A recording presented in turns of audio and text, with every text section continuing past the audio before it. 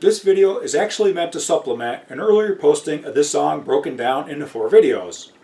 These detail all the string parts that appear in the main solo, main riff, and choruses of the song and highlight how the individual parts work together. The tabs weren't included in these earlier videos. Regretfully, it wasn't thought of until much later.